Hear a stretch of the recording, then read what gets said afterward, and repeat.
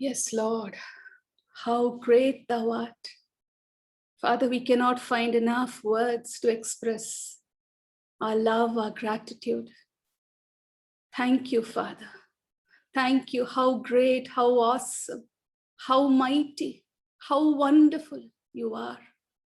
How beautiful, how marvelous is your love for us. Lord, this love cannot be compared with anything, Lord. We want to thank you. We want to thank you for that great love, the everlasting love, the unending love that you showed for us by dying on the cross. And we want to thank you, Lord, for this free gift that you have given us, the gift of salvation, that whoever believes in you, whoever receives you, will be saved. And so, Father, we want to thank you. Our hearts are filled with gratitude this evening. What an awesome gift to be walking with you, Lord, all of these 7 days. Lord, we've had a glorious experience of heaven on earth. And we want to thank you, Lord, for meeting our every need. We want to thank you for speaking to us.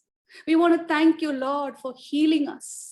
Thank you for holding our hands and just being there with us. Thank you, Lord, that you have shown it over and over and over again, that your love is so unconditional, no matter what we have done, no matter how messed up we are. Your love never changes. Your love is so fierce. Your love is strong. Your love never condemns us. Thank you, Father. Thank you. Thank you, Lord. You have sealed us with your love. And so, Father, here we are, sealed and preserved and liberated as your redeemed. Father, we look to you this evening. We look to you for your life-giving words, Lord. Hear your children. We are awaiting to hear from you. Fill our hearts yet another time till we are overflowing. Fill us till our cups overflow. We welcome you here in our midst. We thank you, we praise you. In Jesus' precious name we pray. Amen. Good evening and welcome once again to this online service today. Yes, we are so excited even as we started the service with Psalm 118, verses 15 to 16, shouts of joy and victory. So may we begin to hear that. May we begin to hear that in our spirits, the shouts of joy and victory. And may we declare it. May we declare joy. May we declare victory. Because the Lord's hand, the Lord's right hand has done mighty things. Amen. So in the last 6 days, the past 6 days, what have we been doing? We've been reminding ourselves of that great gift of redemption. We've been reminding ourselves of the blessings of redemption that our Jesus has obtained for us on the cross. We saw that the work that Christ has done in providing salvation for all of mankind is a completed work. He has done it all. It is finished. We saw that it is our turn. The work has been done and it is our turn. It is for us to appropriate all of it. How do we do that? We do that through faith. We live out of what has been obtained for us through faith each and every day. So starting from day one, we met with Jehovah Sidkenu, God our righteousness. And we saw how God has exchanged all of our filthy rags of sin for his garment of salvation. He has clothed us. He has robed us with his robe of righteousness. Amen. On day 2, we saw Jehovah Shalom, God our peace. He is our peace. He is a peace giver. He is the Prince of Peace. We saw how God gives us his peace, his tranquility, his harmony, even in the midst of trials, even in the midst of difficulties. Day 3, we saw Jehovah Rohi. The Lord is my shepherd. Just like the way the shepherd leads the sheep, Our shepherd, our Jehovah Rohi, guides us. He leads us along those difficult paths, along those unfamiliar paths. And even as we walk those paths, he protects us, he preserves us. We saw how the shepherd binds our wounds and carries us close to his heart. Amen. So that's the experience we have been receiving. On day 4, we saw Jehovah Rapha, the Lord our healer. We saw how, as God's children, you and I have access to the blood of Christ. You and I have access to the blessings of the cross. We saw that in the name of Jesus, there is life.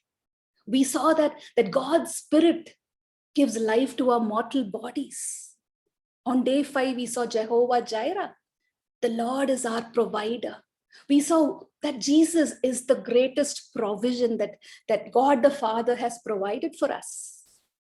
He is our greatest need. In the midst of every other need, Jesus is our greatest need. And we saw that he is the answer to all of our needs, however desperate. On day 6, that was yesterday, we saw Jehovah Shammah. The Lord is there. We saw how, through the scriptures, how God wants to be our companion. He wants to be our friend. He wants to be there with us as our ever-present helper. He has promised to never leave us, never forsake us.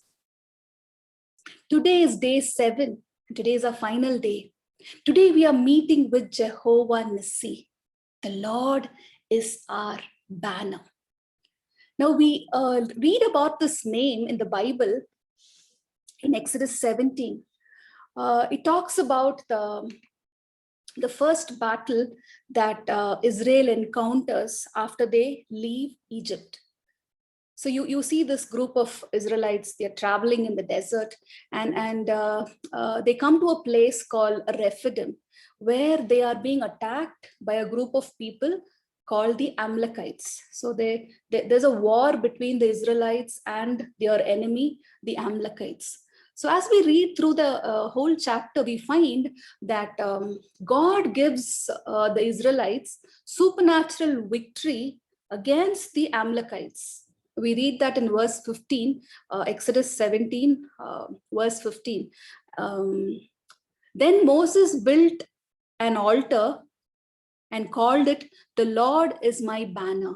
For the Lord has sworn that the Lord will have war with the Amalek from generation to generation. So what happens after Israel receives that supernatural victory against the Amalekites? Moses builds an altar. So what does Moses actually do? Moses recognizes that this victory that the Israelites have obtained is not because of the size or the strength of their army, because the Amalekites any point of time were bigger and stronger than the Israelites. Okay, so these were like nomads walking through the wilderness, through the desert, but the Amalekites were made for war. So they were bigger, they were stronger, and the size of their army was definitely bigger than the Israelites. But even in the midst of that situation, we see that God gives them victory. So Moses declares, as he recognizes that the name of the Lord God was the banner under which the Israelites had fought the enemy. He recognizes that the name of the Lord God is the banner which obtained that victory for them. Now we read a similar verse in Psalm 118 verse 10. All the nations surrounded me. The psalmist declares, all the nations surrounded me, but in the name of the Lord, I cut them down. So he's talking about a situation where he's all alone as a weak party, and he's saying all nations surrounded me. So today, no matter what battle you are facing, you might think you're all alone. You might think there is nobody in your side to fight for you, to defend you. Remember, even though nations rise up against you, in the name of the Lord, you will cut them down. Remember, the name of the Lord is your banner of victory. Remember, in his name, you are already victorious. because that's what the blood of Christ has already declared. The cross has already declared that victory for you and me. Amen. In Psalm 60, we read, Psalm 60, verse 4 and 5. But for those who fear you, you have raised a banner to be unfurled against the bow. So for those of us who fear him, God has already raised a banner. A banner of victory is already unfurled. So we don't have to be bothered. We don't have to be worried. As you read Psalm 60 verse 5, he says, save us and help us with your right hand, that those you love may be delivered. Those that God loves will be delivered because of the banner that is raised over them. Amen. In Psalm 60 verse 12, if you go down to verse 12, you read, with God we will gain the victory and he will trample down our enemies. So it doesn't matter what situation you're finding yourself in. It could be overwhelming. It might look that, you are facing against a force that is so many times bigger in power, in size, in influence. But the word of God is true, and the word of God says that with God, we will gain victory. With God, we will be delivered, because God will trample down everything that comes against us. Amen. Okay, so here we see that God has raised a banner. What exactly is a banner? We've been talking about banner. What is a banner? A banner is a long piece of cloth or a kind of flag that is usually carried in war, or it can also be set up in a place where it can be seen by so many different people. Now, today we are so used to seeing advertisement banners. We all see that, yes. The purpose of the banner is to create visibility regarding a particular brand or a product or a team. It's just to create that visibility to the people, to the public. It is set up so as to draw the attention of people and create awareness regarding that particular product or that brand. Not only creating awareness, but also to attract people towards trying to use that. We all know the use of a banner. Yes. So the personal victories that you and I see in our lives, as we just saw that whatever battle we are faced with, whatever difficulties we are faced with, whatever opposition that comes against us, all of those personal victories that we see in our personal lives is just one part of knowing Jehovah Nissi. That isn't the entirety of it. It is just one part, okay? But there is more to it. Because the Bible says that Jesus did not die on the cross just so that you and I will be happy, will be contented with our own small victories, that we will be comfortable in our own lives and stay quiet. That's not the reason why Jesus died on the cross. The Bible says that our Father, God the Father, has graciously given us a banner. His name is Jesus. He has given us this banner, Jesus Christ, so that through him, through Christ Jesus, God's redemption plan for mankind can be proclaimed. Where? To all the earth. So that all of earth will know. So that all of earth, all of mankind will experience salvation. All of mankind will experience the blessings of the cross. Amen. That's the reason why Jesus died on the cross. So what I have, what you and I know, what we have personally, our family, our extended family needs to have. Our community needs to have. What I have, my city needs to have. My nation needs to have. That's the point. That's the reason why we need an encounter with Jehovah Nissi. In John 12, verse 32, Jesus says, when I am lifted up from the earth, I will draw everyone to myself. What does it mean? The message of the cross. What is the message of the cross? That Jesus took all of our sins, that Jesus took all of our shame, all of our infirmity, all of our weaknesses, all of our failures and insufficiencies on the cross. And in the place of all that, he gave his righteousness, his peace, his healing, his provision, his guidance, his presence, and his victory. That is the banner. The message of the cross is the banner. And this banner, which is the good news of the cross, is what will draw mankind back to the Father. We saw that a banner is lifted up so that people will look and be drawn to that, whatever is there on that banner.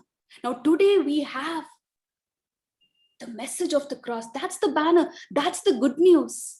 And as we lift that higher, Jesus says he's going to draw all mankind. Amen. This is the banner that's going to bring the lost, the sick, the weak, the rebellious. This is the only banner that can bring all of these people to taste the love of Christ. Only the good news. The word of God is so powerful.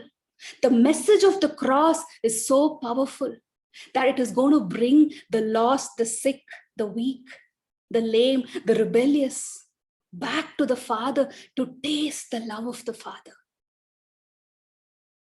And as I mentioned earlier, the love of God is so addictive that once they get to taste it, they will come back looking for more and more of this unending love.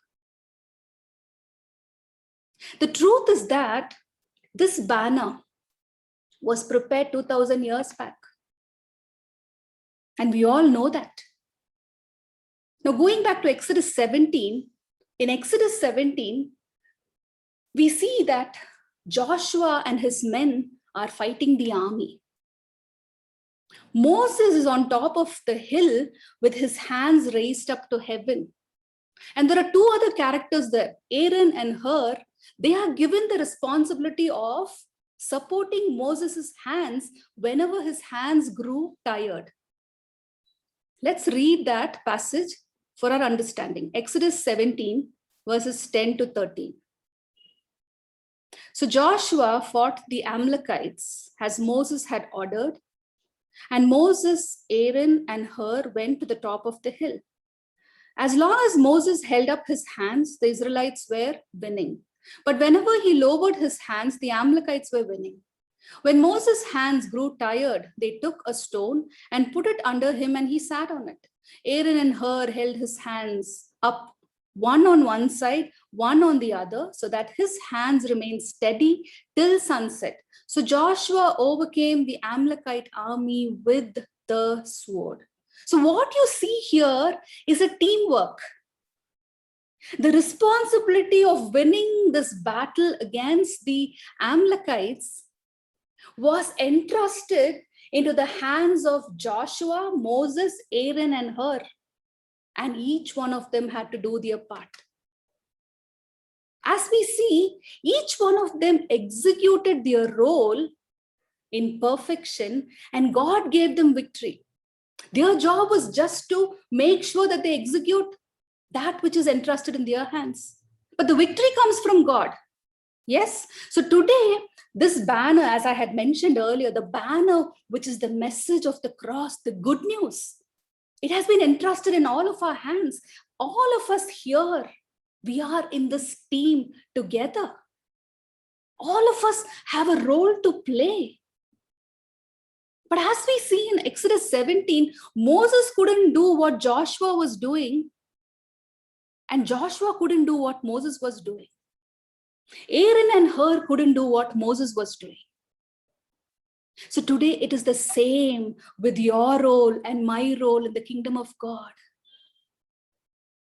If you are still breathing, If your heart is still beating, and if you're still listening to this message, it only means that God still has a role and a position open for you, just for you. It could be on the top of the hill like Moses, or it could be on the plain like Joshua, but you still have a role to play. You still have a role to play. Whether you have already started functioning in that role that has been assigned to you by the Creator is for us to analyze and understand, for each of us. Whether we have started functioning in that role that has been assigned to us, it is for us to understand.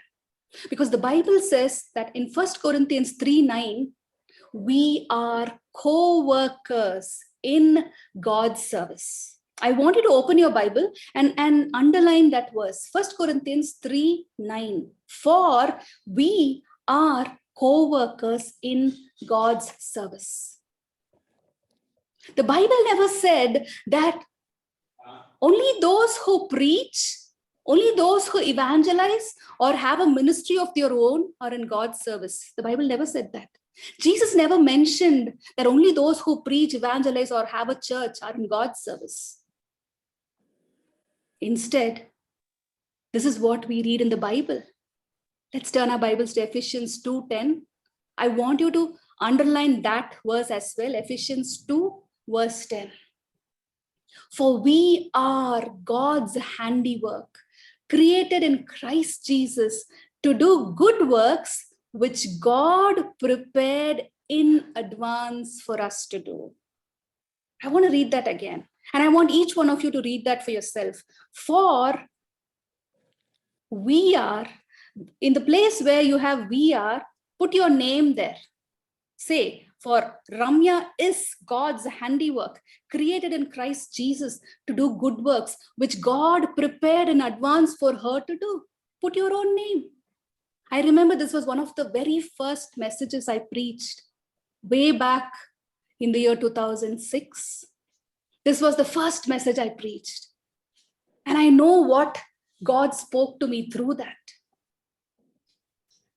So there are a few truths that God is speaking to us, to you and me today through this. If you believe in God, then you should believe in what his word says, right? This is his word. So the first thing God is speaking to us in our encounter with Jehovah Nissi, as we encounter Jehovah Nissi, the first thing God is teaching us, first in Ephesians 2:10, we are God's handiwork. You and I know that it is God who made us. In Genesis 1 verse 27, we read, God created mankind in his own image. In the image of God, he created them. Male and female, he created them. So we know that each one of us have been created by God. We didn't evolve from monkeys or other primates for that matter. We know all of that. We believe that, as the Bible says, we have been created by God in his image for a reason. And if we believe God created us, then we should know three other truths which follow that. The second truth that Ephesians 2:10 teaches us, the first is we are God's handiwork. Second is we have been created in Christ Jesus. So God's handiwork being created in Christ Jesus. What's the meaning? What's the meaning of being created in Christ Jesus? Let's turn our Bibles to Colossians 1, verses 15 to 18. Colossians 1, 15 to 18. The Son is the image of the invisible God, the firstborn over all creation. For in him all things were created, things in heaven and on earth, visible and invisible, whether thrones or powers or rulers or authorities. All things have been created through him and for him. What a powerful verse. He is before all things, and in him all things hold together. In him, in Jesus, all things hold together. In him, all things were created. All of that we see on heaven, on earth, visible, invisible, thrones, powers, rulers, authorities. All things have been created through him and for him. So if you are here on earth, if we are created here, if we are living here on earth, we have been created through him and for him. And as this verse says, in him all things hold together. That all things includes you and me. So our lives are held together in him alone. In him alone, no one else.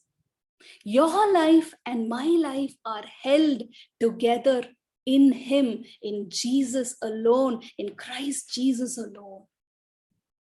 I'm sure we all know that famous song, he's got the whole world in his hands. Yes, you and I have been created in him. And our life is held in him. Amen. So we are God's handiwork, and we've been created in Christ Jesus. We've been created in Christ Jesus for what? To do good works. So what does it mean? Now the Bible says, as we read, Jesus came to this world to do good works. What are the good works he did? Acts 10:38 says, God anointed Jesus of Nazareth with the Holy Spirit and power, and he went around doing good. What was the good he was doing? Healing all who were under the power of the devil, because God was with him.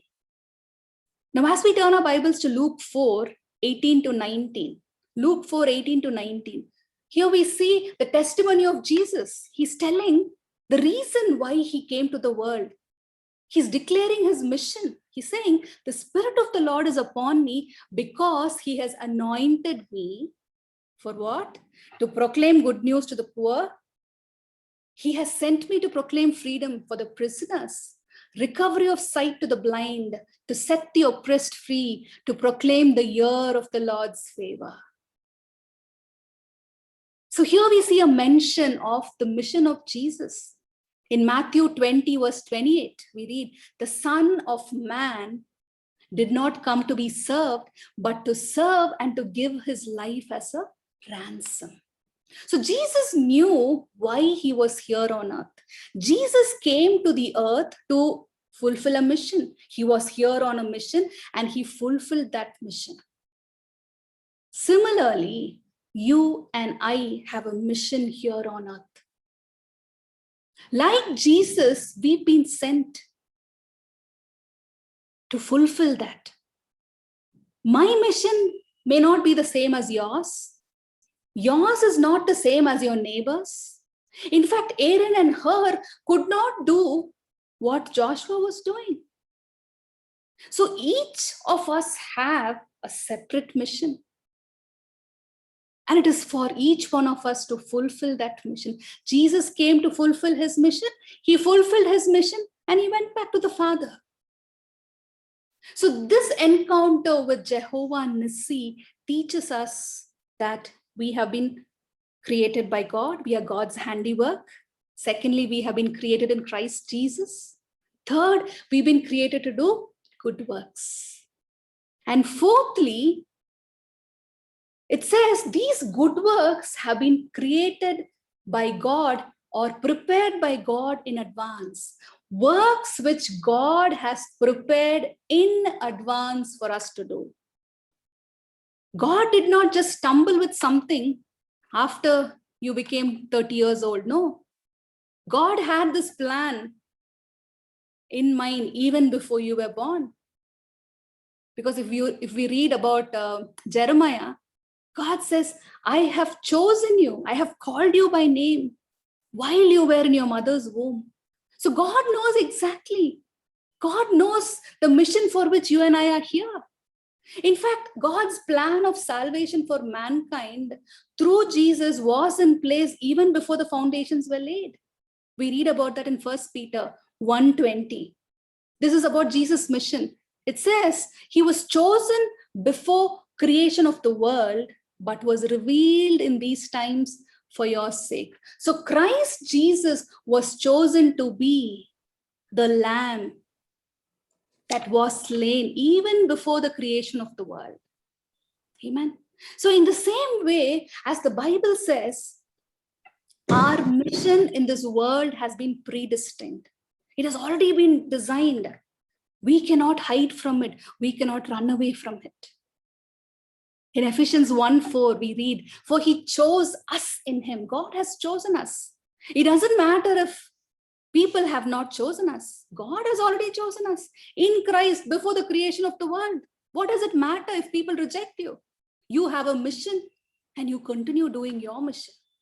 In Ephesians 1:11, we read, in him we are also chosen, having been predestined according to the plan of him who works out everything in conformity with the purpose of his will. So you and I are here on earth, not by the will of a man or a woman, but by the will and the purpose of God. Have you ever thought about this? You and I have been predestined according to the plan of him who works out everything. He works out everything in conformity to that purpose. So where you are, what you are doing, what you are going through, everything is in conformity to that purpose, to that will of his. Now, when we get that understanding, going through trials and struggles become easier because everything works in conformity. Everything works in conformity to his purpose, to his will. So now that we know that we are here on purpose, you are just not an accident. Okay, sometimes we hear people say, I was an accident. I was born on accident. No, you are here on purpose. And because you know that you are here on purpose, you better get doing what you are called to be doing. For example, in the natural, we might be called to be a teacher, to be a doctor, to be a businessman, to be an artist, to be a professional, or to even be a housewife. That is what we see in the natural. But apart from that, apart from what we are doing in the natural, you and I have an eternal purpose. And that's why we are here. If COVID couldn't touch you, if nothing could touch you and you're still here, you have a purpose. You have an eternal purpose. In fact, age is never a barrier in God's kingdom because I always say this, there is no retirement. There is no retirement in God's kingdom. And as I mentioned yesterday, there's only supernatural translation. Okay, so age is never a barrier. Moses was 80 years old when God commissioned him. The Bible calls you and me as ambassadors of God's kingdom. 2 Corinthians 5:20. You and I are ambassadors. So our purpose here on earth is to carry this banner, the banner which is the message of the cross, the good news of the redemptive work of Christ on the cross. So wherever God has placed you, your family, your workplace, your neighborhood, your community, your city, that is your mission field. You don't have to go to Africa to do this. You don't have to get scared saying, oh no, I can't preach, I can't do this. I'm not good in that. I'm too old, I'm too young. Remember, our very lives are the banners that people can see. You don't have to be a preacher. You and I are the Christ that most people around us see. You and I are the banner that people need to see in order to know the likeness of Christ. The banner that people need to see today is the likeness of Christ in you and me. Amen. The likeness of Christ. Paul said in Colossians 1:27, Christ in me is the hope of glory. Christ in me. So all we have to do is to let Christ be formed in us. That's what this encounter with Jehovah Nissi begins to do. It allows Christ to be formed in us. And then what do? Then we continuously and patiently carry this banner, carry this Christ-likeness wherever we go, in our own families, in the midst of our children, in our job places, in our businesses, in our community, in our neighborhood, in our city, in our nation. We patiently and continuously carry this banner.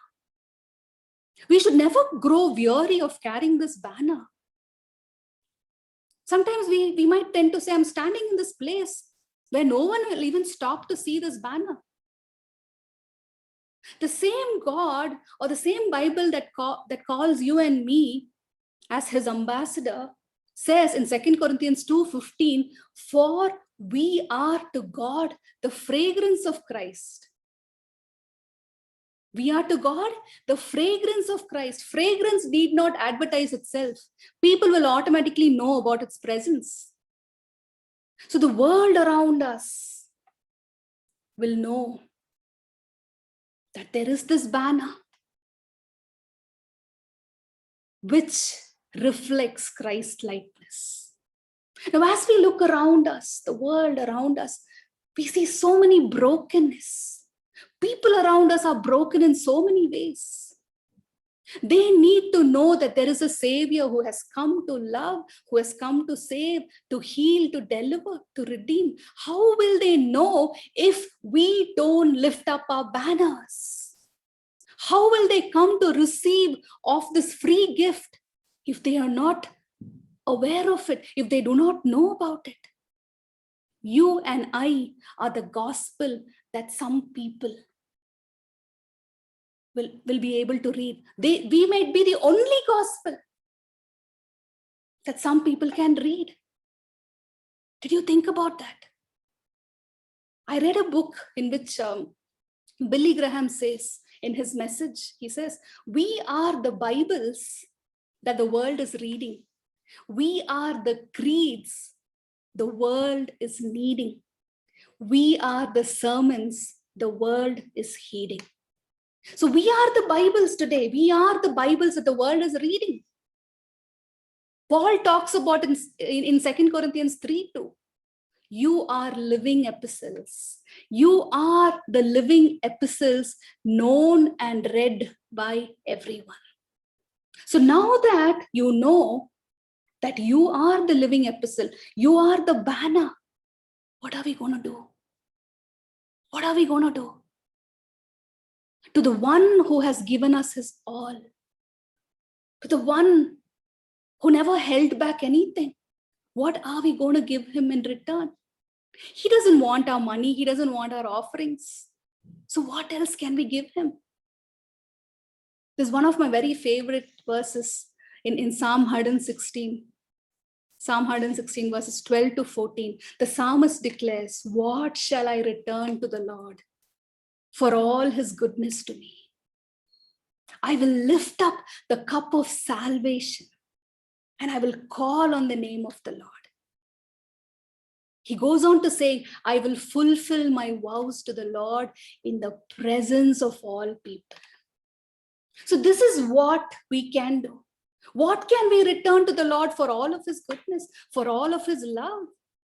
Let's lift up the cup of our salvation. Let's lift up the banners of our salvation and let's call on the name of the Lord. And verse 14 says, let us fulfill our vows to the Lord in the presence of all people. So this is what we are going to be doing. We are going to make a vow to the Lord. As I said, he is more than enough for us. In all of our battles, big and small, the more you have an encounter with this great God of us, all of our battles look very small. So it doesn't matter because anyway, as the Bible says, it is he who is fighting our battles. Because every battle that we go through is under his banner, the banner of the name of the Lord, Jehovah Nissi. We are not going to stay quiet with just the victory that we receive. We are going to lift up the banner of our salvation. We are going to lift up the name of Jesus. We are going to call on that name and we are going to make a vow to the Lord today. Amen. Amen. So we're going to spend some time in prayer. And before that, I want you to prepare your heart, even as you listen to this song. Prepare your heart, speak to the Lord. The Lord is waiting to hear from you. There's something that He wants you to tell Him in return for all of His goodness. What is that one thing you want to give to the Lord? What is that one vow you want to make to the Lord? What is that one thing where you say, Lord, I'm going to lift up this banner and I'm going to take it. I'm going to take it where people can see. I'm going to be that epistle that people can read. So you're going to make a vow to the Lord even as we listen to this song.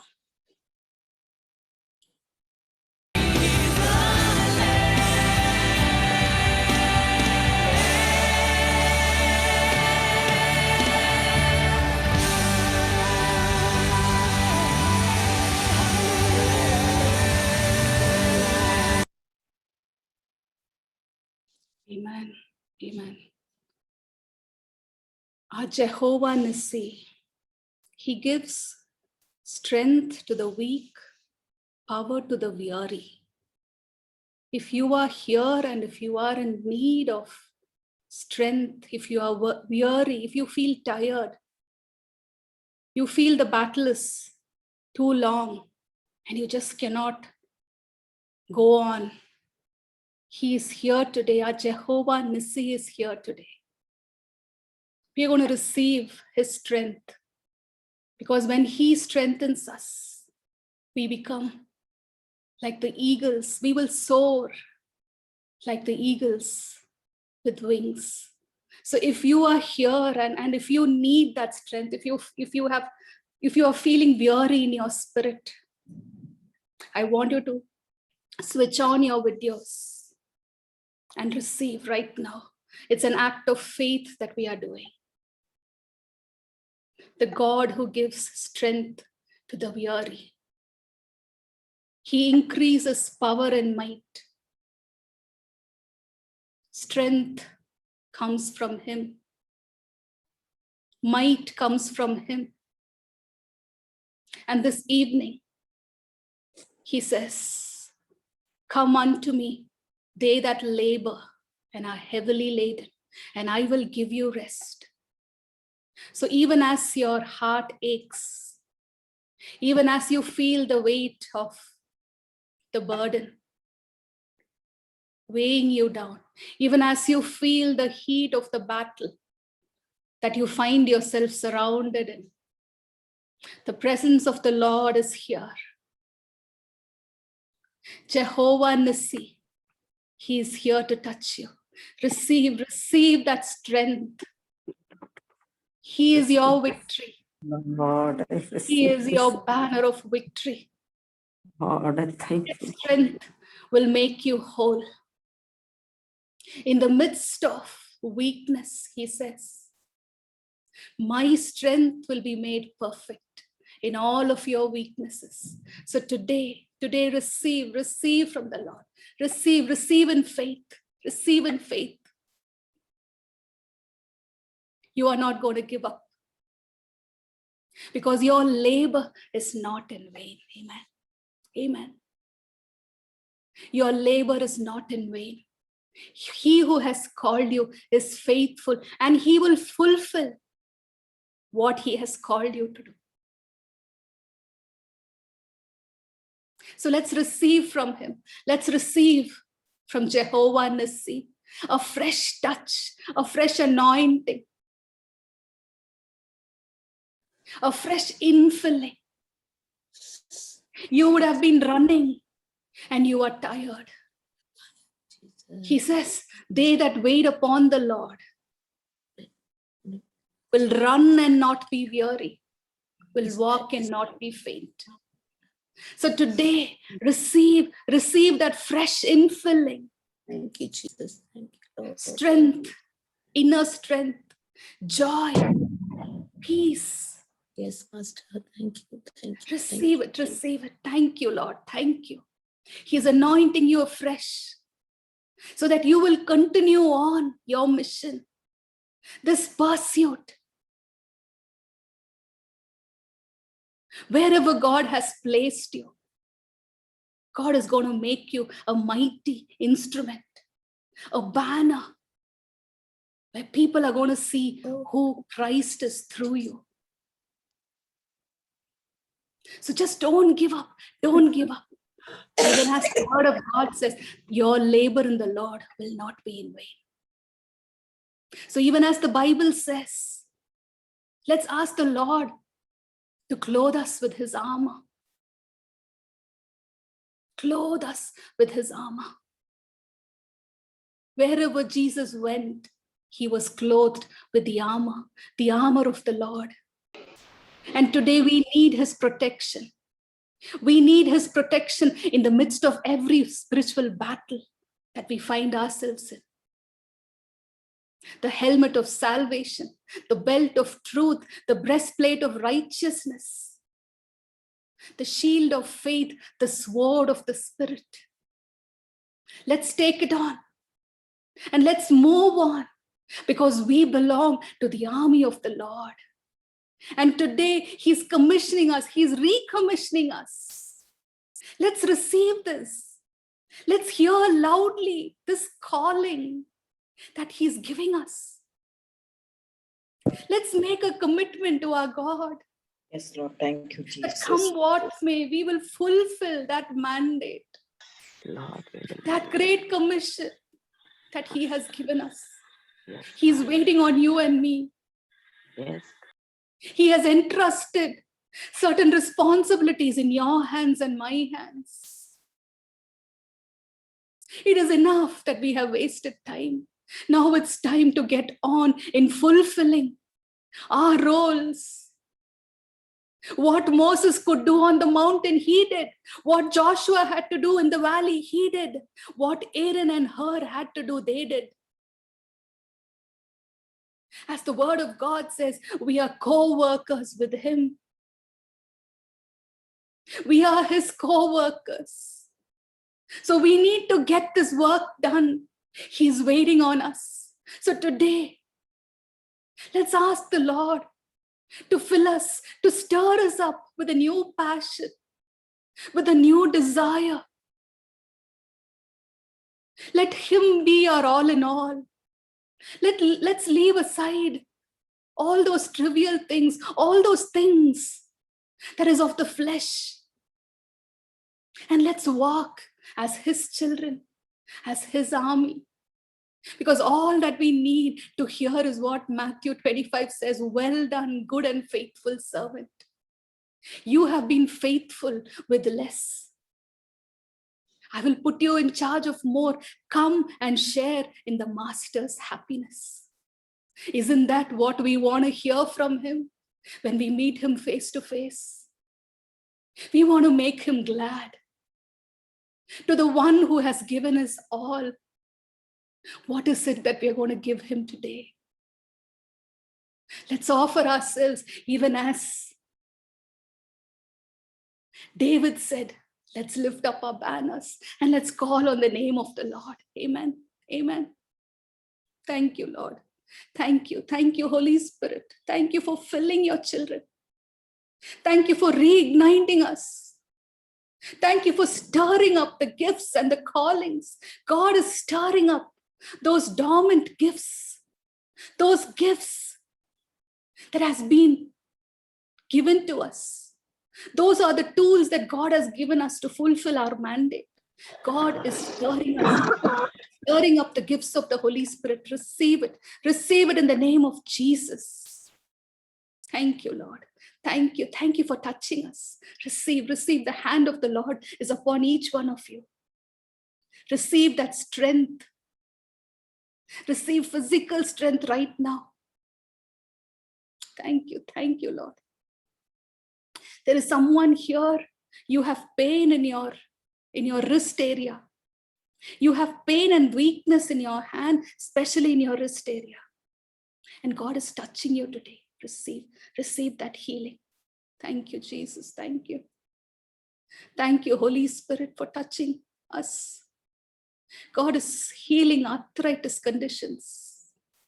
People with arthritis, lay your hands over your body and receive his wholeness, his strength. Receive his strength. Receive complete restoration. In the name of Jesus, hallelujah. Jehovah Rapha, your healer, he heals you. Thank you, Lord. Thank you. Thank you, Holy Spirit. Thank you.